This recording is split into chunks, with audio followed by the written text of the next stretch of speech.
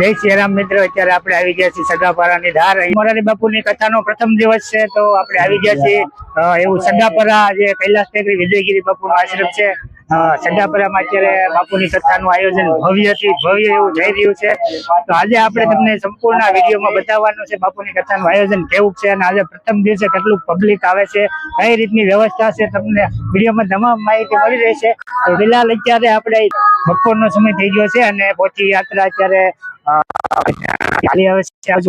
આપણે આવી ગયા છીએ, તો આ બાજુ અત્યારે ઘણા લોકો આવી ગયા છે અને આવે છે. તો આ રીતનું આયોજન છે, સરસ મજાનું. બહારથી નિહાળ્યું, પણ આપણે અંદરથી જઈને નિહાળવી કે વ્યાસપીઠ બાજુ કઈ રીતનું આયોજન છે અને કઈ રીતની વ્યવસ્થા છે. તો વિડીયોમાં કન્ટિન્યુ બને રહેજો. ચાલો મારી સાથે અંદર ને આવતા જ તમને અહીંયા જો દર્શન થઈ જશે. આ રીતનું તો ભાઈ વ્યવસ્થા કરવામાં આવેલી છે, સરસ.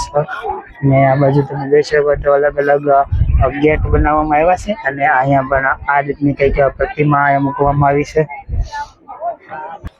આજે લોકો છે ને બપોર પછી કથાનો પ્રારંભ થવાનો છે. અત્યારે પોચી યાત્રા ફરી રહી છે. પાલિતાણા જે રૂટ છે, રૂટમાંથી પોચી યાત્રા આવી રહી છે. ને અત્યારે આપણે ફિલહાલ વ્યાસપીઠ બાજુ જઈ રહ્યા છીએ.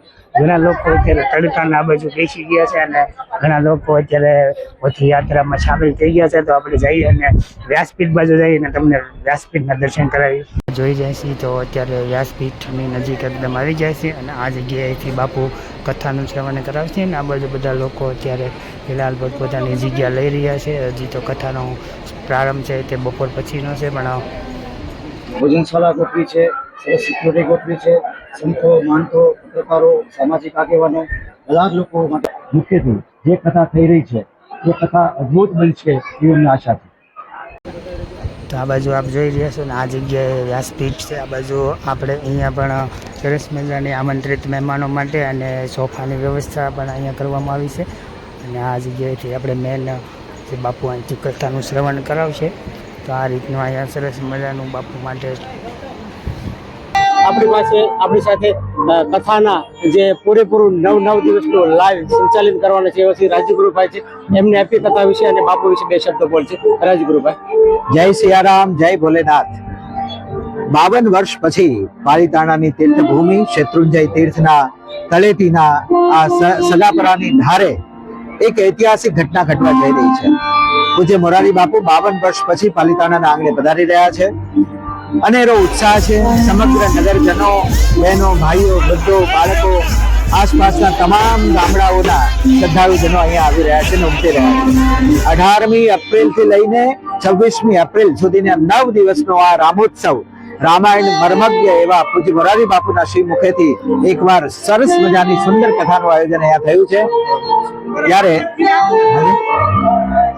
આપણા સૌના હૃદયમાં એક ઉમળકો છે, એક ભાવ છે અને પરમ સૌભાગ્ય પ્રાપ્ત થયું છે કે અબધમાં બિરાજિત શ્રી રામ અહીંયા સગાપરાની ધારે કૈલાસ ટેકરીના આંગણે પધારવાના છે.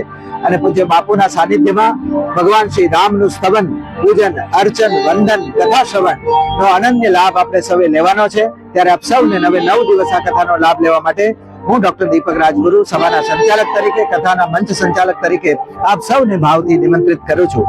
પરમ તપસ્વી યોગી શ્રી વિજયગીરી બાપુ બ્રહ્મલીન થયા બાદ એમના પરમ શિષ્ય એવા લાલગીરી બાપુના શુભ સંકલ્પથી, શિવ સંકલ્પથી આ કથાનું સુંદર આયોજન થયું છે.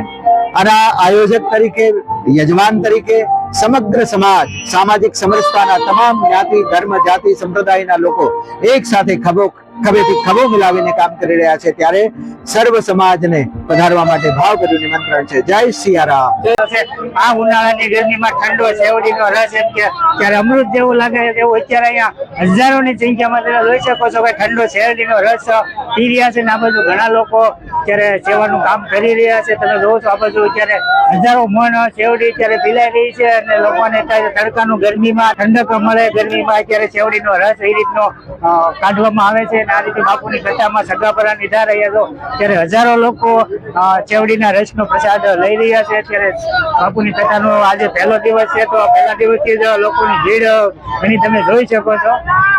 જો અત્યારે છે ને આ ટીપણા રસના કરવામાં આવે છે અને આ બાજુ તમે જોવો ને તો હજારો મણ અત્યારે શેવડી અત્યારે રસ કાઢી રહ્યા છે. આ બધું તમે જોવો તો મોટા મોટા મશીનો દ્વારા અત્યારે રસ કાઢવામાં આવે છે અને આપ જોઈ શકો છો કે આ પાણીની મોટર શરૂ હોય એ રીતનો અહીંયા રસ પણ આવી રહ્યો છે અને આ બાજુ તમે જોઈ શકો સેવામાં અત્યારે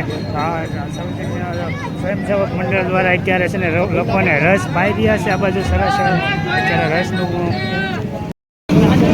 તો આ ટોપમાં અત્યારે શેવડીનો રસ તમે જુઓ તો ઘાટો રસ નીકળી રહ્યો છે. આ બાજુ તમે જોઈ શકો છો આ બાજુ પણ મશીન ચાલુ છે, આ બાજુ પણ મશીન ચાલુ છે. મોટા મોટા મશીનો દ્વારા અહીંયા રસ કાઢવામાં આવે છે અને આ બાજુ અત્યારે લોકો તડકામાં અત્યારે ગરમીના લીધે જો રસનું અત્યારે લોકો ઘણા લોકો પ્રસાદ લઈ રહ્યા છે શેરડીના રસ તરીકે તમે જોઈ શકો છો.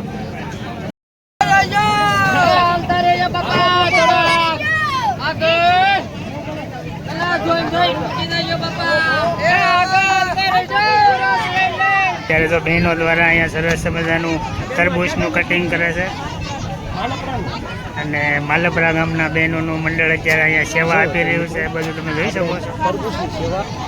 હા અત્યારે ગરમીમાં અત્યારે જો ઠંડા તરબૂચની ડીશ બનાવીને આ બાજુ લોકોને આપી રહ્યા છે.